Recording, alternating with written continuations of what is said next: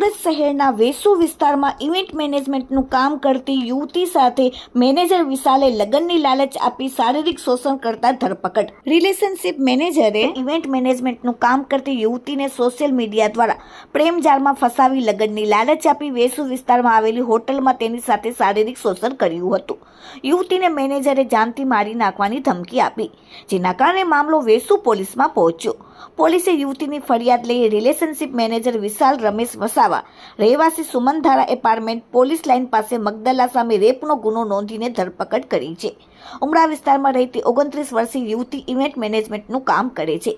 યુવતી ઇવેન્ટ મેનેજમેન્ટના કામ સાથે સુરત આવી આ પહેલા તેણીની સોશિયલ મીડિયાના ઇન્સ્ટાગ્રામ પર પ્રાઇવેટ કંપનીમાં રિલેશનશિપ મેનેજર સાથે મિત્રતા થઈ હતી। મિત્રતામાં મેનેજરે તેને લગ્નની લાલચ આપી યુવતીને વેસુ વિસ્તારની હોટલમાં લઈ જઈ શારીરિક શોષણ કર્યું હતું। યુવતીને લગ્નના સપના બતાવી બાદમાં તડછોડી દીધી અને ઉપરથી તેને અપશબ્દો બોલી જાનથી મારી નાખવાની ધમકી આપી, જેના કારણે મામલો પોલીસે પહોંચ્યો। પોલીસે આ કેસમાં યુવક અને તેની સાથે કામ કરતા અન્ય લોકોના નિવેદન લીધા હતા અને હોટલમાં પણ પોલીસે તપાસ શરૂ કરી। Bureau report, daily India TV, Surat.